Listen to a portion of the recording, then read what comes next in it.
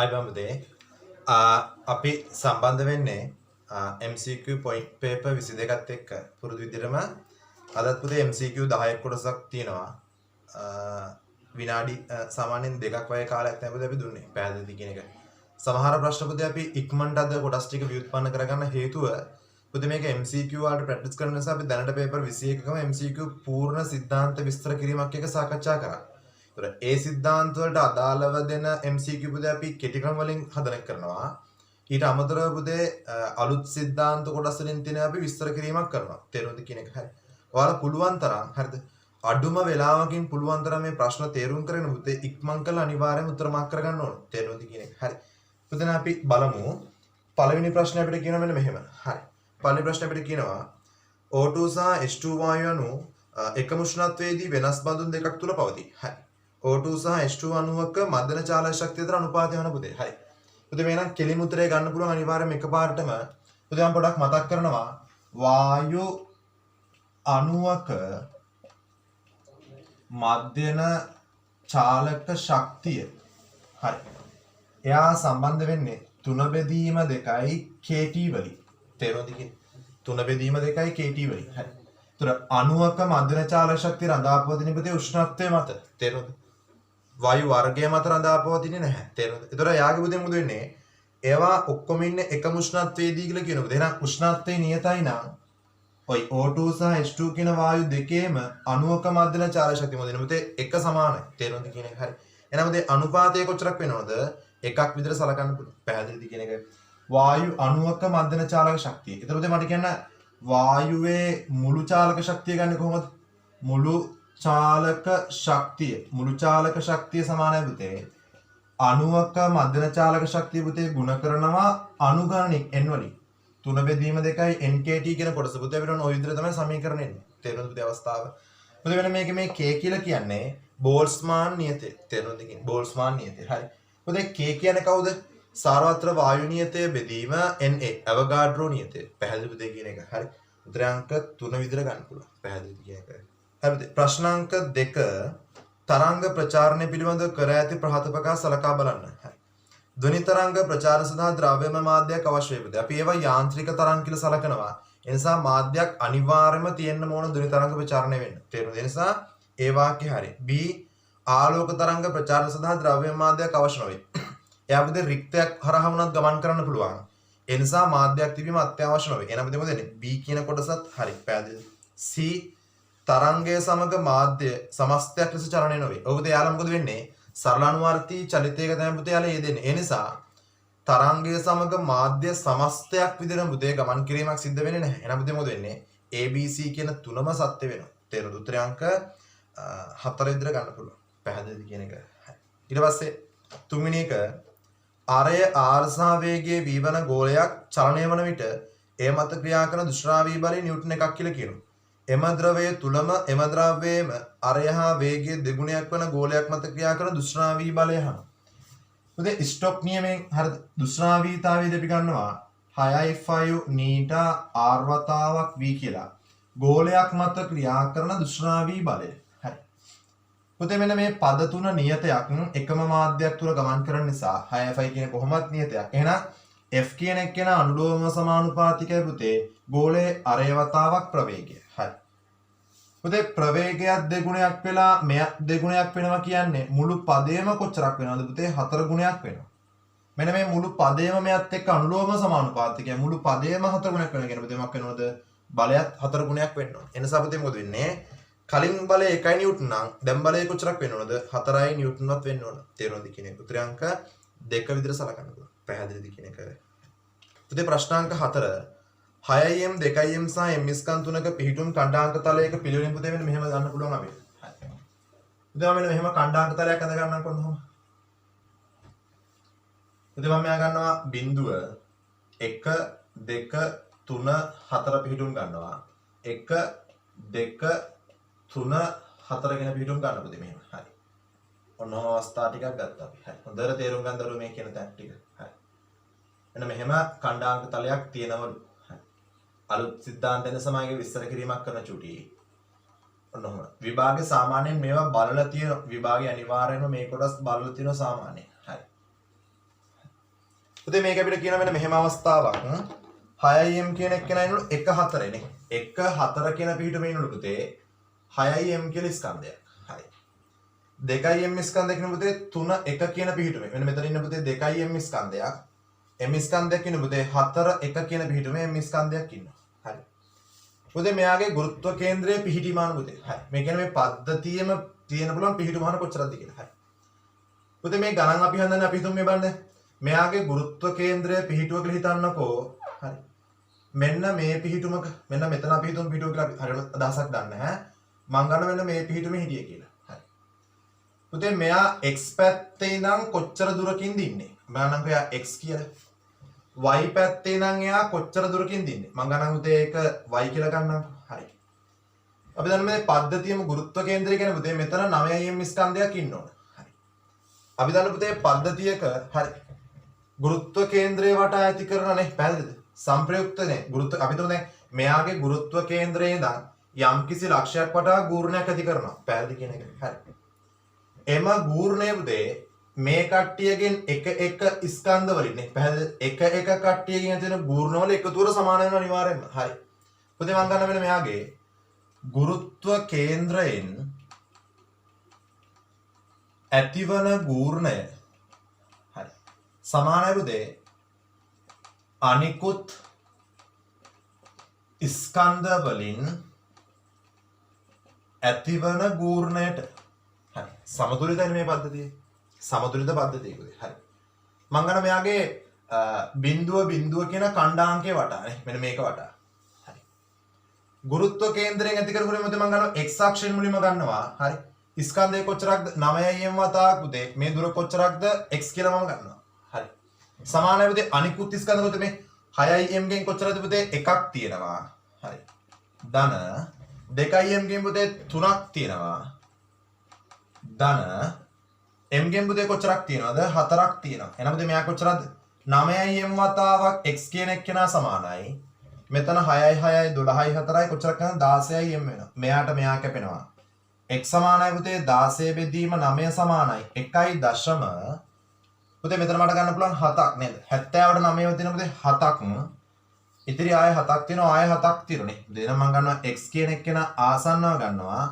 1.8ක් විතර සලකනවා තේරෙනවද කියන්නේ ඔය වගේම දැන් මම y කියන එක කෙනත් සෙවීම කරනවා y කියන පුතේ මට මෙන්න මේ අවස්ථාව දාන්න පුළුවන් එයාගේ ගුරුත්ව කේන්ද්‍රයනේ සංප්‍රයුක්තයෙන් ඇති කරන එක කෙනා y පැත්තෙන් මම ගත්තොත් පුතේ කොච්චරක්ද එයා 9යි m වතාවක් y කියන එක කෙනා සමානයි හරි තේරුම් ගන්න මෙයා කොච්චරද පුතේ මෙයා කොච්චරද 6යි m වතාවක් 4 ධන ඒ පුතේ මේ 4ක් නෙමෙයි පැත්ත මෙයා කොච්චරද පුතේ 2යි m වතාවක් 1 ධන m වතාවක් 1 නේ එහෙනම් මෙයා කොච්චරද 9යි m y වතාවක් 24යි 26යි 27යි m කියලා එනෝනේ පැහැදිලි එහෙනම් m ට m කැපෙනවා මෙයාට මෙයා ගියාම පුතේ 3ක් එනවා y සමානයි පුතේ කොච්චරක් ගන්න පුළුවන්ද 3ක් කියලා ගන්න පුළුවන් නේ එහෙනම් පුතේ මෙයා කොච්චරක් වෙනවද x වල ඛණ්ඩාංකය 1.8 සහ y වල ඛණ්ඩාංකය 3ක් විතර අපිට ගන්න පුළුවන් පැහැදිලිද කියන එක හරි පුතේ මේ බලන්න මෙයාගේ මූල ලක්ෂය හරහා මම ගන්නවා බිඳුව කියන එක වටා එයාගේ ගුරුත්ව කේන්ද්‍රය යම් තැනක ඇතිනේ ඒ ගුරුත්ව කේන්ද්‍රයෙන් මූල ලක්ෂය වටා ඇති කරන සංප්‍රයුක්ත ගූර්ණය x සහ y අක්ෂ වලින් ඇති කරන ගූර්ණය අනිකුත් ස්කන්ධ වලින් x සහ y අක්ෂ වලින් ඇති වෙන ගූර්ණ වලට පුතේ මම සමාන කිරීමක් කරේ පැහැදිලි පුතේ මේක අපි බල ගූර්ණ වල කතා කරන වැදගත් සංසිද්ධියක් ඒක පොඩක් වෙනස් කරලා අහපු විදියක් තමයි පුතේ මේ ප්‍රශ්නේ තියෙන්නේ තේරෙනවද කියන එක හරි හොඳට තේරුම් ගැනීම කරන්න. ඒතර පුතේ මට උත්තර අංක 4 විදිහට සලකන්න පුළුවන්. පැහැදිලිද කියන එක. ප්‍රශ්න අංක 5 මීටර සේතුවක වම් හිදෙසට 50 ඕම් ප්‍රතිරෝධයක් දමා දකුණු හිදෙසට සමාන ප්‍රතිරෝධ දෙකක් සමාන්තරගතව සවි කර ඇත පුතේ. පුතේ මීටර කෝදුවට අදාළ වෙන සිද්ධාන්ත කොටස පොඩි මතක් කිරීමක් කරන්නම්. දැන් මීටර කෝදුව තියෙන මෙන්න මේ වගේ අවස්ථාවක් තියෙනවා. ධාරා විද්‍යුතයේ නේද? ප්‍රතිරෝධ දෙකක් සංසන්දනය කිරීමට තේරුණාද කියන එක. හරි. ඔන්න ඔය වගේ අවස්ථාවල පුතේ මෙන්න මේ මීටර කෝදුව කියන එක නා යොදා ගන්නවා. පුතේ මෙයාට විභව සැපයුමක් තියෙනවා මේ වගේ. හරි. ඔන්න පුතේ මෙයාට විභව සැපයුමක් තියෙනවා. පුතේ මෙතනට ප්‍රතිරෝධ දෙකක් අපි සම්බන්ධ කරනවා. සාමාන්‍යයෙන් අපි මෙතනට දාන්නේ අපිට හොයන්න ඕන ප්‍රතිරෝධය මෙතන අපි දන්න ප්‍රතිරෝධයක් අපි සම්බන්ධ කරනවා. පුතේ මෙතන නේද? ආරක්ෂිත ප්‍රතිරෝධයක් එක්ක ස්විච් එකක් එක්ක මැද බිඳුව ගැලනෝමීටරයක් එක්ක පුතේ කොහොම සර්පණය අතර තියෙනවා. පුතේ මේ කම්බිය දිග හරියටම මීටර එකක් නිසා පුතේ මෙයාට මීටර සේතුව කියනවා. අපි පුතේ ආන්ත දෝෂ සලකන්නේ නැතුණාම මෙන්න මේ අතර දිග L කියලා ගමුකෝ. පුතේ මේ පැත්ත දිග මම ගන්නවා කොච්චරද? 1 ඍණ L කියලා ගන්නවා. මීටර නේ පැත්ත. ඒතර මේ පුතේ මීටරෙන් මම ආදේශ කරලා තියෙනවා. පුතේ මේක අපි ගන්න ප්‍රැක්ටිකල් අපි කතා කරන පුතේ කොටස. හරි. මෙයාගේ පුතේ මෙන්න මෙයාගේ පාඨාංකයටම ශුන්‍යයක් වෙනකොට මෙන්න මේ ප්‍රතිරෝධ අතර අනුපාතය R1 R2 කියන එක්කෙනා සමානයි පුතේ. L ඍණ 100 ඍණ sorry 100 නෙමෙයි මෙතන එකනේ මම ගත්තනේ. 1 ඍණ L පුතේ. මෙයා මීටර වලින් දැම්ම නිසා මම 1 කියලා ගත්තේ. හරි. මෙන්න මේ සම්බන්ධය පුතේ මෙයා අනුකූල වෙනවා. හරි. පුතේ මෙතන තියෙන ඇත්තට මේ වින්ස්ටන් සේතු පරිපත අවස්ථාවක් තමයි තියෙන්නේ. තේරුම්ද කියන්නේ? මේ දැන් පුතේ සාමාන්‍ය දල අදහස. පුතේ අපි ගාන්ඩම්රන් කියන එක මීටර සේතුවක වම් හිදසට 50 ඕම් ප්‍රතිරෝධයක් දමා. හරි පුතේ. මම මෙන්න මෙහෙම අඳ ගන්නවා. මෙන්න මෙහෙම අපි අඳ ගමු පුතේ දල වශයෙන් අඳ ගමු කොහොමද? පුතේ වම් පැත්තට කියන මෙන්න මෙතනට හරි 50 ඕම් ප්‍රතිරෝධයක් දානවලු අනිත් පැත්තට සමාන ප්‍රතිරෝධ දෙකක් සමාන්තරගතව දාලා තියෙනවා. හරි. අපි ගමු ඔන්නෝම සමාන ප්‍රතිරෝධයක් තිබුණා කියලා. දෙන්නම R කියලා අපි ගමු. පුතේ මෙයා හිතමු සම්තුලන වෙනවා කියලා මෙන්න මෙහෙම. හරි. පුතේ මෙන්න මේ දිග කොච්චරද 60 සෙන්ටිමීටර කියන. එහෙනම් මේ පුතේ කොච්චරද පුතේ 40 සෙන්ටිමීටර වෙනවා. රයිට්. එහෙනම් පුතේ මම මෙයාට අවස්ථාව දාන පුතේ කොහොමද මේ සම්බන්ධය මේ ප්‍රතිරෝධ දෙකේ අනුපාතය මෙන්න මේ දිගවල අතර අනුපාතයට සමානයි පුතේ. ඇත්තටම පුතේ මේ කම්බියේ ඒකාකාර හරස්කරක් තියෙන නිසා R සමානයි රෝයල් බෙදීම ඒට අනුව පුතේ මෙන්න මේ කම්බියේ ප්‍රතිරෝධය තමයි පුතේ දිගට අනුකූල කරලා තියෙන්නේ. පැහැදිලි. පුතේ මේක මීටර සේතුවේ සිද්ධාන්ත දෙන කොටසක් පුතේ සිද්ධාන්ත මතක් කිරීම නෙමෙයි මම කරේ මේ ගාන හදන විදියක් පුතේ මතක් කරේම. තේරුණාද කියන්නේ? එහෙනම් මට ගන්න පුළුවන් මේ ප්‍රතිරෝධ අතර අනුපාතය කොච්චරක්ද?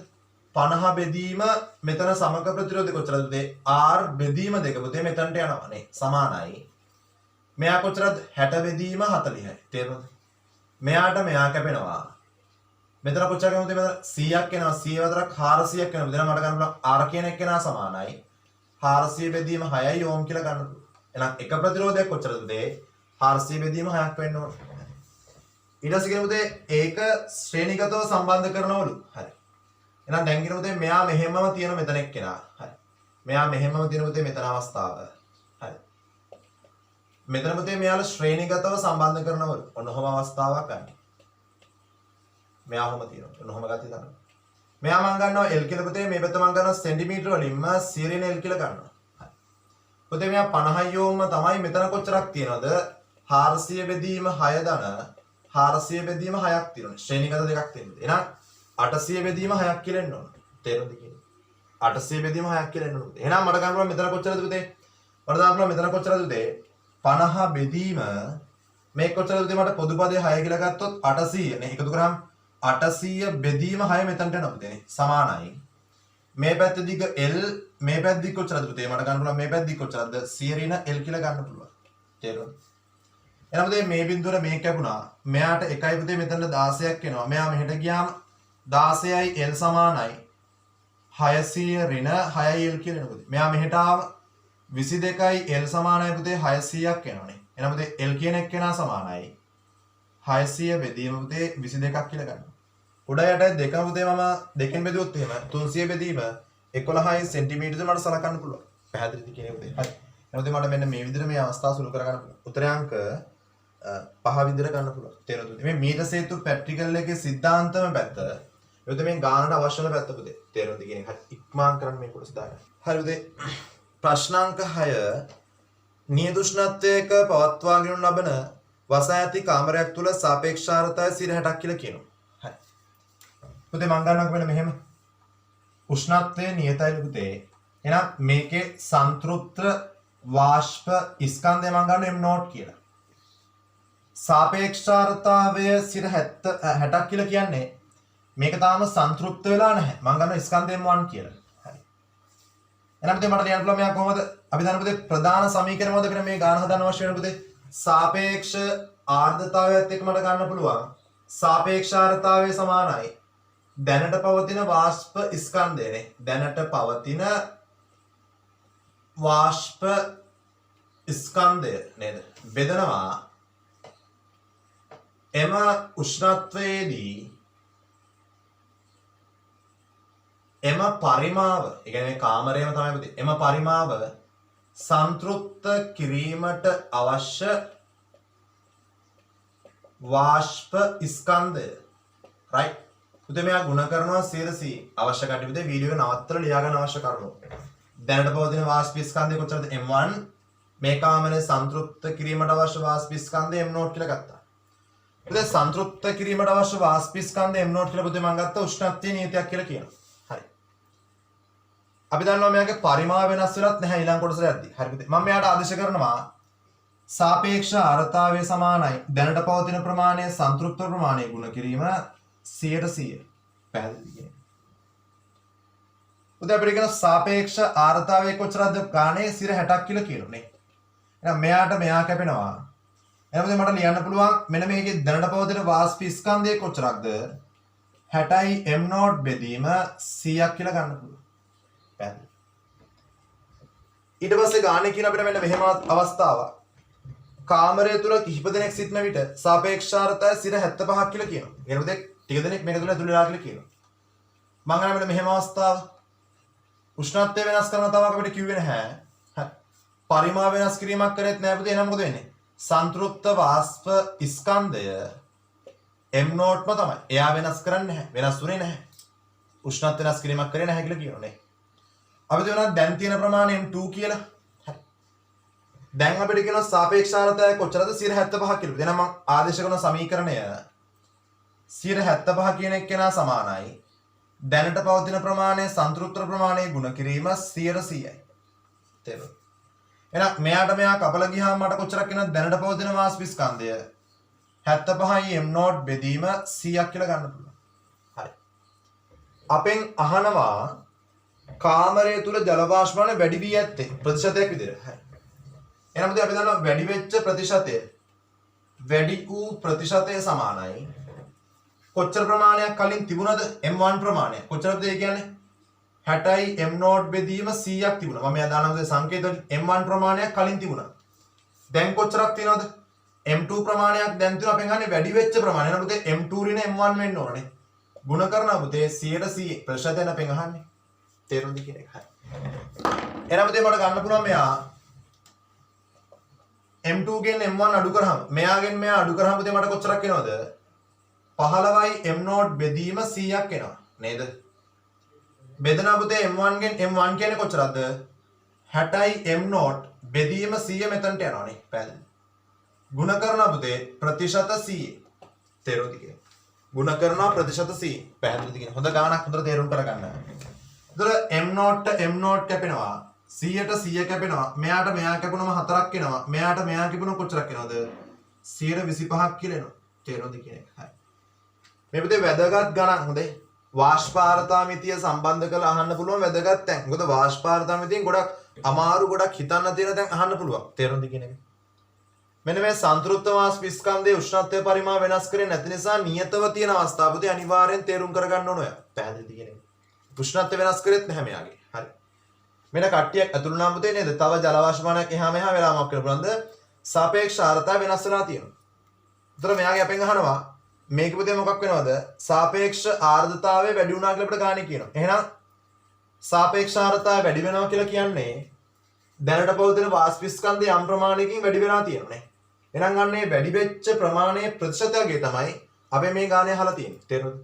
මේකට අවශ්‍ය වෙන සිද්ධාන්තය තමයි පුතේ මෙන්න මේ කොටස. මොකද්ද? දැනට පවතින වාෂ්ප ස්කන්ධය බෙදන්න ඕන එම උෂ්ණත්වයේදී එම පරිමාව සංතෘප්ත කිරීමට අවශ්‍ය වාෂ්ප ස්කන්ධය ගුණ කිරීම 100%.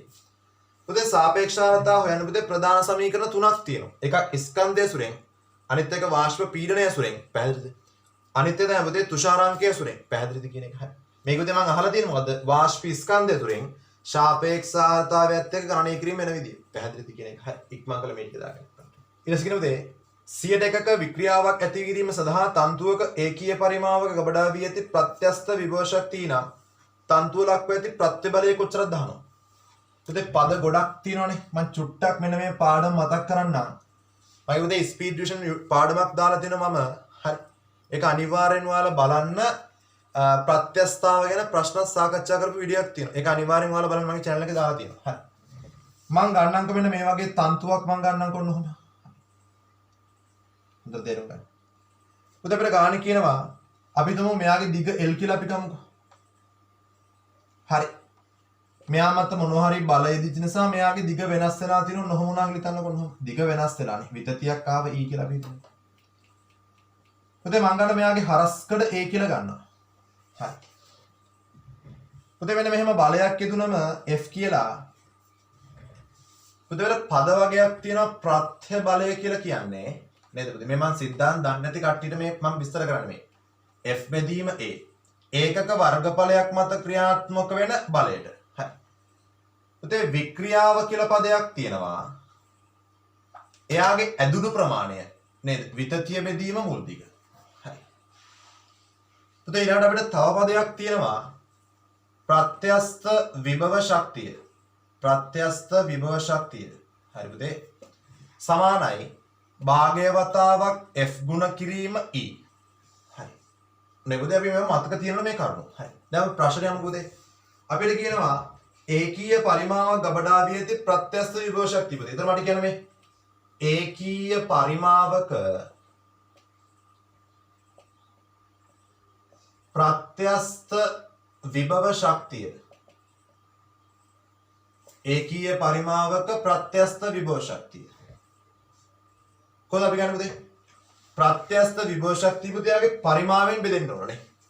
ඒකීය පරිමාවක ප්‍රත්‍යස්ත විභව ශක්තිය කියන්නේ ප්‍රත්‍යස්ත විභව ශක්තිය පරිමාවෙන් බෙදෙන්න ඕනේ. එහෙනම් මේ පැත්තත් පරිමාවෙන් බෙදෙනවනේ මේ පැත්තත් පරිමාවෙන් බෙදෙන්න ඕනේ. එතන මොකද වෙන්නේ? ඒකීය පරිමාවක ප්‍රත්‍යස්ත විභව ශක්තිය සමානයි මේ පැත්ත පරිමාවෙන් බෙදන්න. කොහොමද වෙන්නේ? භාගය වතාවක් F ගුණ කිරීම E බෙදෙන්න පුතේ පරිමාවෙන්. හරි. මෙයාගේ පරිමාව කොච්චරක්ද පුතේ? මට මෙන්න මේ කම්බියේ පරිමාව ලියන්න පුළුවන්. හරස්කඩ ගුණ කිරීම දිගන්නේ. සිලින්ඩරයක් වගේ නේ කොටසයි. පුතේ මෙන්න මෙතන ලස්සනට තියෙනවා දැන් මේ බලන්න. ඒකීය පරිමාවක ප්‍රත්‍යස්ත විභව ශක්තිය පුතේ අපිට කියනවා E කියලා නේ. සමානයි භාගය වතාවක්. හරි. මේ බලන්න F බෙදීම ඒ කියන්නේ ප්‍රත්‍ය බලය. මේ ලස්සන තියෙන්නේ. ප්‍රත්‍ය බලය ගුණ කරනවා E බෙදීම L කියන්නේ කවුද පුතේ? වික්‍රියාව. හරි. දැන් අපිට ගාණ කියනවා. හරි. දැන් අපිට ගාණ කියනවා 100ක වික්‍රියාවක් ඇති කිරීම සඳහා. එහෙනම් මම මේක මෙතනින් හිතන්නකො මෙන්න මෙහෙම ගන්නකො.